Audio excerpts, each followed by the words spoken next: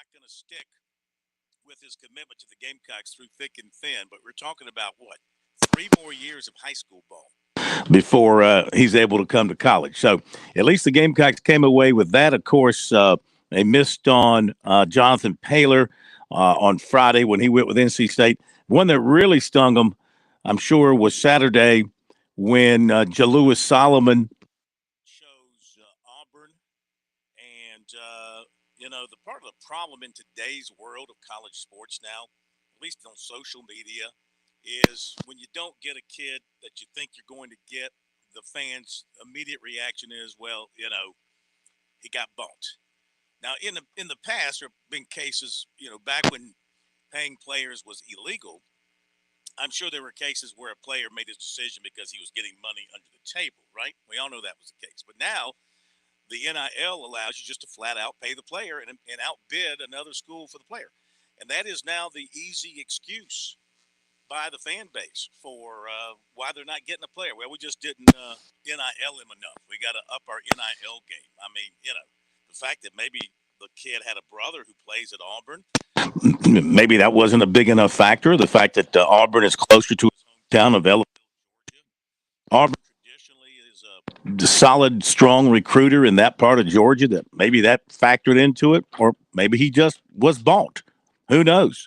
It's all legal now, and it can be done, and it can turn a guy at the last moment if that was indeed the case here. And then, of course, the big one nationally was KJ Bolden. Nobody of the national experts had him going to Florida State. It was Georgia or Auburn for him, and he picked Florida State.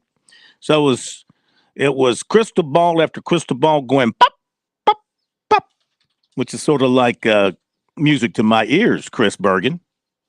You seem to enjoy that quite a bit.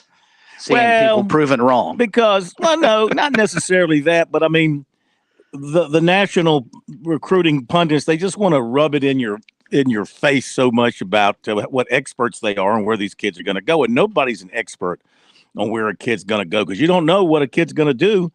I mean, the thing that happened with the Solomon kid reminds me of the player back in the 90s, I think it was, in Atlanta, who had committed to South Carolina and come signing day showed up to sign wearing his Gamecock gear and garb and everything like that, and goes into the room to sign the papers and sign with Auburn. So, I mean, right to the last minute, things can come up, things can change. And that was a strange situation because back then you didn't have the internet. You had to rely on assistant coaches and head coaches, and you talked to them on the phone. And I talked to an assistant coach who eyeballed the kid going into the room to sign wearing Gamecock gear and all decked out. He said, yep, going to be a Gamecock, getting ready to sign.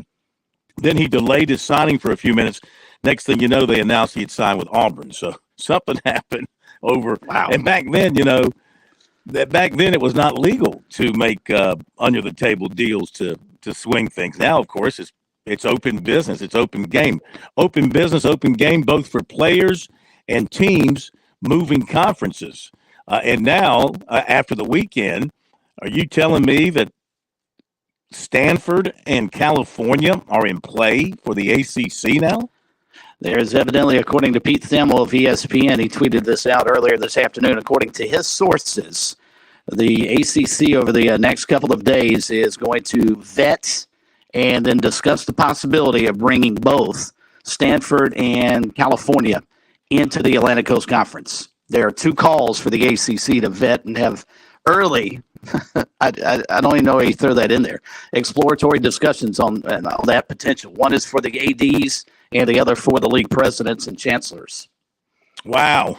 How about that little road trip to State? Well, you know what? The thing is, you could do, if you went out there, if you had to make a road trip from Clemson to Northern California, Stanford and Cal, they're how many miles apart? Palo Alto and Berkeley are basically kind of like Chapel Hill and Duke, aren't they? They're not too far apart. So you can knock out both on one road trip and save you the money of having multiple road trips way out there. But obviously, geographically, it makes no sense. athletically, it doesn't make a whole heck of a lot of sense.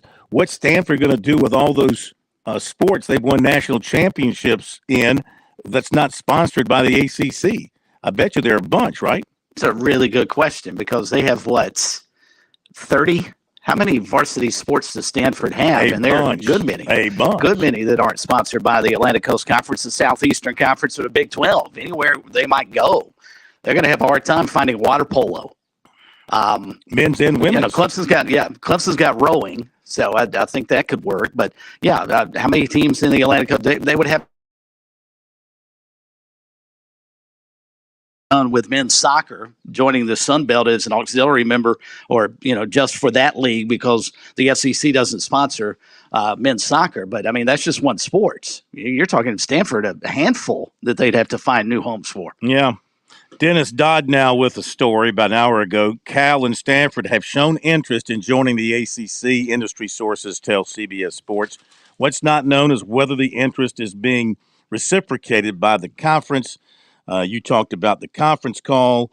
Cal's Board of Regents has a 10 a.m. Eastern Time meeting tomorrow to discuss its what used to be Pac-12 membership. So this is again. Here we go again with what I found to be nauseating was I got to remember which school it was. One of the presidents of one of the universities making the move might have been Washington. Yeah, it was the president of Washington's female, and I mean she looked dead into the camera and tried to sell the idea that the move to the Big Ten was for academic reasons, and it's in the best interest of Washington and their students and their, quote, student athletes to be in the Big Ten, great academics and great competition, no mention of it being a money grab or anything like that because of the significant difference in the TV revenue between the conferences. And I mean, I had to do a double swallow on that while I was taking that down with dinner. Anyway, it's great to have everybody with us. I was out at USC practice today. For those of you watching us on our stream, I'll roll a little video here shortly that I shot at USC practice. They were getting after it pretty good in full pads. We only got a chance to see the first 7 periods, of course. No media session today. That'll be tomorrow morning in South Carolina. Clemson opened things up for their media in the upstate today for a little bit as well to watch a few periods up there. They'll do some interviews after their practice this afternoon. We're going to hear from Will Shipley tonight on the program as he talked with the media after their practice on Friday. So things are rolling on there. Tomorrow night we commence the tour, the Palmetto Pigskin Tour for 2023. We will be at South Carolina State, Buddy Pugh and company, and several players plan to join us. And no better lead-in to our special guest here in studio tonight, longtime voice of the South Carolina State Bulldogs, former TV sportscaster, current radio broadcaster as well. Ernest Robinson is with us here in Columbia. Great to see you, my friend. How are you? I'm good. Great to be here. You said former TV sport. I mean, the Buddy Pugh Show is a television show. Well, this is true. It's still on. Yeah, you're right. Yeah. I'm thinking of TV sportscast. I know. Not every night, no. Yeah. No 5 days a week again for me. Catch everybody up on what you've been doing. Well, right now, first off, let me go back. I want to thank you for inviting me to be on the show tonight. I apologize for my voice, but it's no apology necessary. The summer. But up until a few weeks ago, I was doing morning sports on the Big DM Hot 103.9, and right. Just like everywhere across the industry, they've cut back across their board at Alpha Media. So they've eliminated a lot of their part-time people. I wasn't the only victim of that. So unfortunately, they cut the sports out there. And, I let folks know on social media I wouldn't be doing it any longer. And what we did in the mornings, we only had like a minute and a half. But what we tried to do was highlight folks in sports that didn't normally get the coverage on a lot of the local stations. We did a lot with track and field, with boys basketball, girls basketball, softball. We went across the gambit. South Carolina State, of course, Benedict, the HBCUs. We tried to keep folks updated on what was going on during those schools and what they had going on. And so we're kind of disappointed that we don't have that platform. But I'm right now trying to establish some other platforms. You know, there's so many things that you can do now. YouTube. I'm going to launch a YouTube channel where I can do a lot of the things that I was doing in the morning for on DM and Hot 103.9. Just put them on YouTube. Still talk to the people, but now give a different perspective, because when I was limited on the time that I had in the morning, now I can take as much time as I can and then do it via video. You know, a lot of times people tend to watch a little bit more when they can actually see someone and do some one-on-ones. So I'm doing a lot of one-on-ones. Looking forward to Media Day at South Carolina State coming up this weekend. Actually, let's meet the players this weekend, August 12th, and talk with some players individually. We're going to try to put all that together and try to do it at least once a week. The thing about it is, when you try to do something like that, my thing is to be consistent.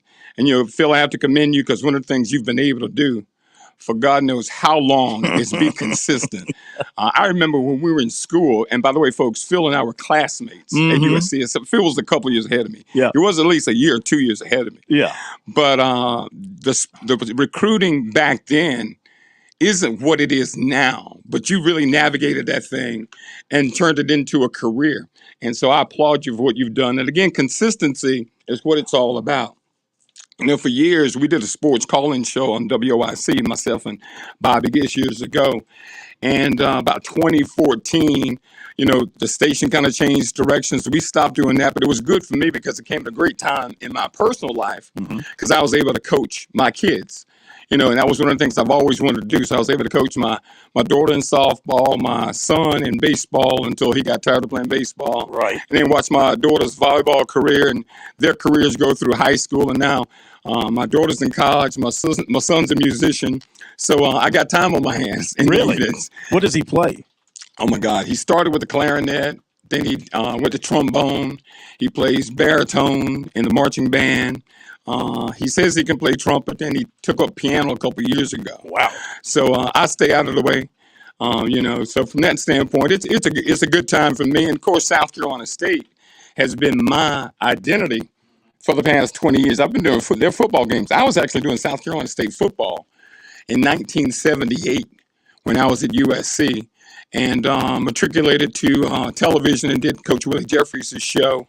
And then when Buddy Pugh took over, he asked me to stay on. So it's been a great run for me, because I've had a front row seat to Buddy Pugh's entire career at South Carolina State, you know, and to be affiliated with a particular program. I learned years ago to embrace that identity, and it's been great. Great fans, great stories. You know, I could go all night as far as telling you stories about guys coming in who didn't look like they were going to be great players. They turned out to be NFL All-Pros.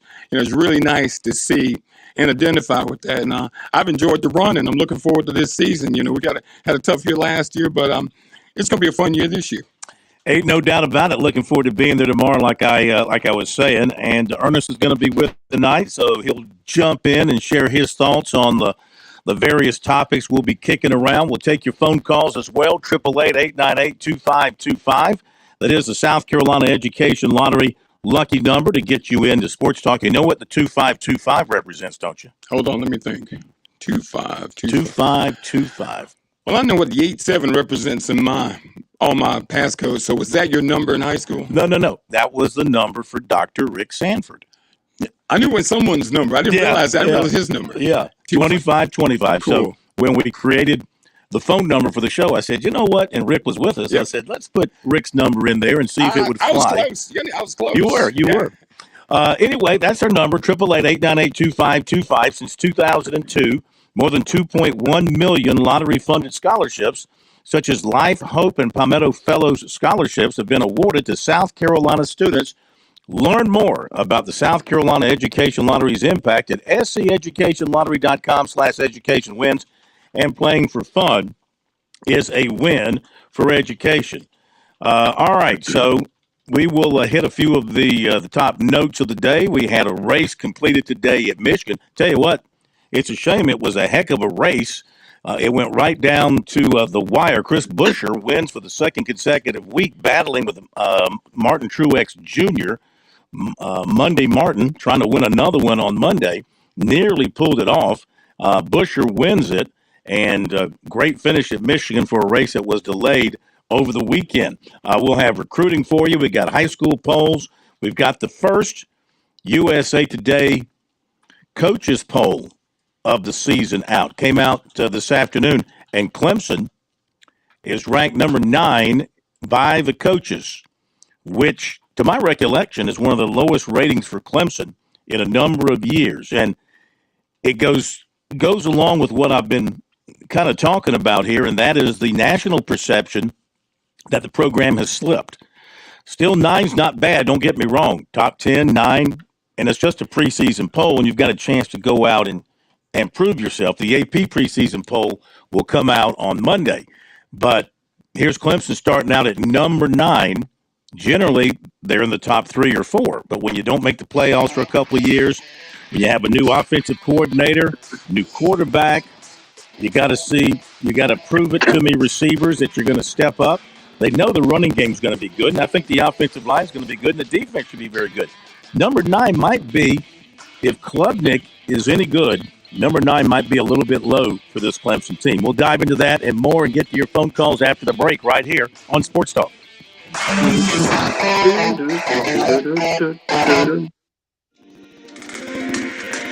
Dumpster Plus is your solution to a more cost-effective and professional work site. Dumpster Plus provides a roll-off dumpster and porta-john in one. Give them a call at 803-500-5094 and ask them about 2 services for the price of 1. It's 1 call, 1 delivery, 2 services. Locally owned and operated in Columbia, and that means you'll talk to a real live local person, ready to get what you need with a 24-hour turnaround guaranteed. Whether your worksite is residential or commercial, big or small, near or far, you'll save money with Dumpster on occasion I'll get like every Waste other word. management solutions never look so It good. was no Call better Dumpster where you can Plus actually do those. at No, it's just 803-500-5094. Is That's the weather bad where you are yet?